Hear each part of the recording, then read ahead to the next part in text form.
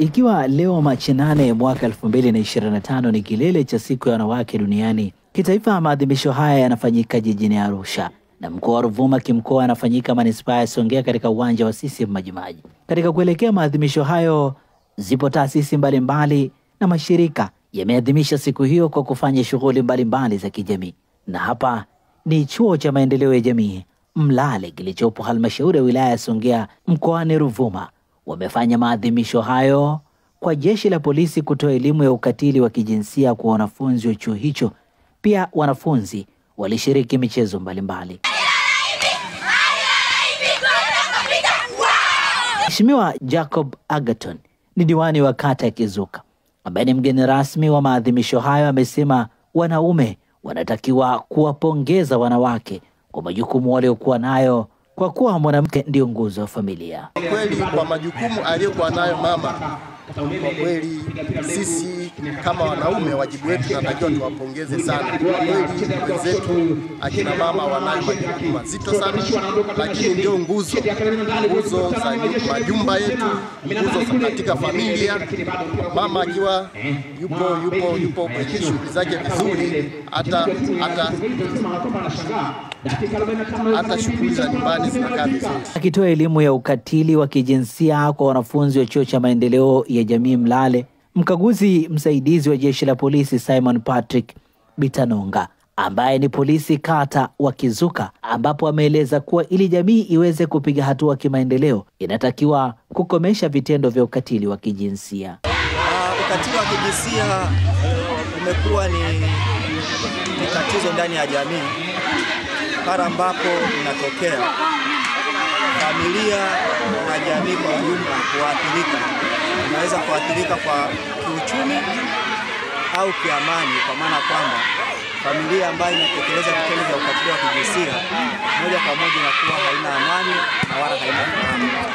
Lakini jamii nayo inayoshiriki vitendo vya ukatili wa kijinsia huwa ni jamii ambayo haina mbele, kwa maana kwamba wananchi hawawezi kutekeleza maendeleo na wakati kuna vitendo vya ukatili wa kijinsia vinaendelea.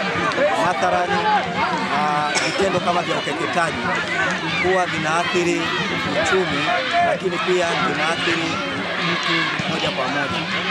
Leo nilipata wasaa wa kueleza madhara ya ukatili wa kijinsia. Madhara ya ukatili wa kijinsia ni pamoja na watu kujihusisha katika kazi za uchumi, kwa maana hawawezi kujishughulisha kwenye mambo ya maendeleo ndani ya jamii. Lakini pia nikaeleza madhara mengine ni msongo wa mawazo. Msongo wa mawazo unaweza kutokea pale mtu anapofanyiwa aidha ukatili wa kimwili, ukatili wa kingono au ukatili wa kiuchumi au ukatili unaotokana na mila potofu pamoja na mila na desturi za jamii ambazo bado zinaendeleza. Akieleza sababu ya kufanya maadhimisho ya siku wanawake duniani, Bwana Ali Yazidu wa chuo cha maendeleo ya jamii Mlale amesema licha ya kuwa hii ni siku ya wanawake, lakini wanatekeleza swala la usawa ambapo elimu imetolewa kwa makundi yote, wanawake pamoja na wanaume. Na waliopata elimu hii sio wanawake peke yake, na watoto wa kiume pia, kwa sababu swala ukatili wa kijinsia liko upande wa wanawake tu. Pia hata watoto wa kiume pia tunaona wanakatiliwa, wanapigwa, wanawaitiwa. Kwa hiyo elimu tunayoitoa ni kwa pande zote mbili, wanawake na wanaume.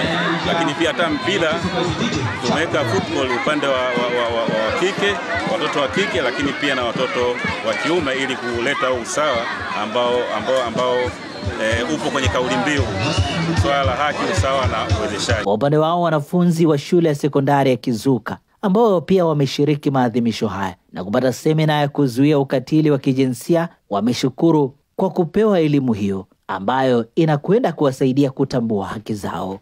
Tumetembelewa na wawezeshaji mbalimbali. Mada zilizotolewa ni kuhusu usawa wa kijinsia.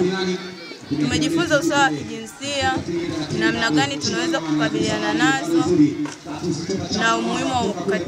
na umuhimu wa kutoa taarifa mbalimbali kuhusu ukatili wa kijinsia katika vyombo mbalimbali vya kisheria.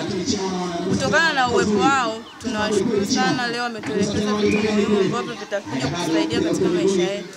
na tumejifunza mada mbalimbali kuhusu usawa wa kijinsia. Pia tumejifunza ukatili wa kijinsia ni mambo gani mtu akifanyiwa anakuwa amefanyiwa ukatili, njia gani tuzichukua mara baada ukifanyiwa ukatili wa kijinsia, labda kwenda kwa taarifa wazazi, jirani, ndugu, kwenye ofisi za serikali, ofisi za kitongoji na ofisi za kijiji.